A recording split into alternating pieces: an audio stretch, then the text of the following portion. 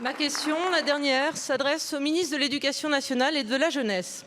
Monsieur le ministre, une étude du service statistique de votre ministère indique qu'environ 21% des élèves âgés de 15 ans n'ont pas un niveau suffisant de compétences en compréhension de l'écrit, culture mathématique et culture scientifique. C'est un peu mieux que la moyenne européenne avec des chiffres allant de 22,3 à 22,9% pour ces mêmes compétences, mais cela reste malgré tout inquiétant.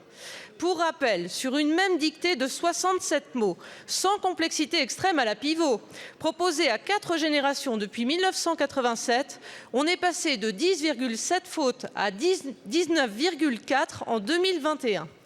27% des examinés ont même commis plus de 25 erreurs.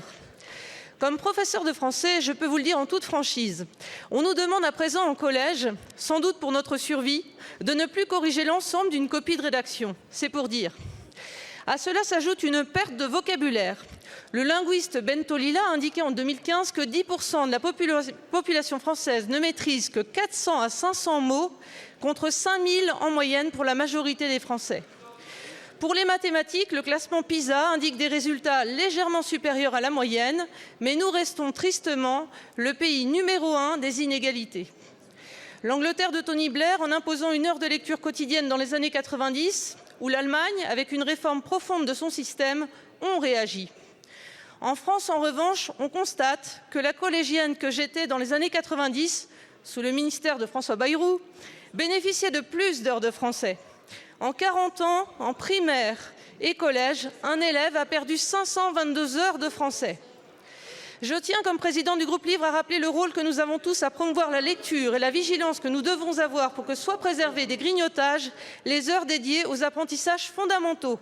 Pouvez-vous revenir, Monsieur le ministre, sur les mesures annoncées pour répondre à ce difficile constat et compléter votre réponse précédente? Merci beaucoup, ma chère collègue. La parole est à Monsieur Pap Ndiaye, ministre de l'Éducation nationale et de la jeunesse.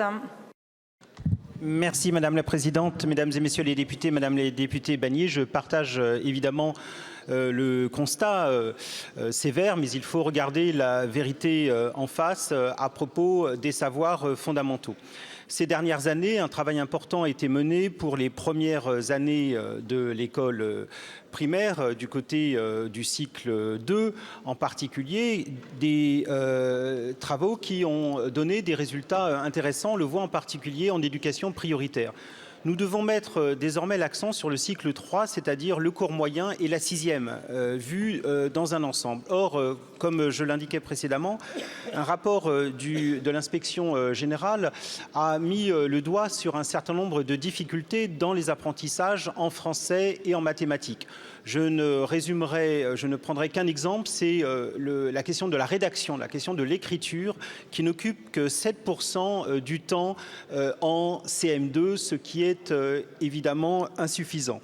Nous devons donc mettre l'accent sur la formalisation des apprentissages, la diversité et la régularité des productions écrites, et en mathématiques, la résolution des problèmes et le calcul mental. En 6e, comme je l'ai indiqué, c'est une année charnière parce que c'est le lieu de la grande divergence, c'est-à-dire le moment où les trajectoires des élèves divergent entre les élèves qui poursuivent une trajectoire normale et puis ceux qui vont plonger, un quart des élèves en 6e que l'on retrouve en 3e. C'est pourquoi nous devons mettre l'accent en 6e sur un travail extrêmement précis sur les fragilités que nous allons identifier, que nous identifions grâce aux évaluations de 6e, de manière à pouvoir travailler soit sur l'orthographe, soit sur la grammaire, soit sur les 4 opérations et résoudre et travailler sur ces fragilités sur l'ensemble de l'année de 6e.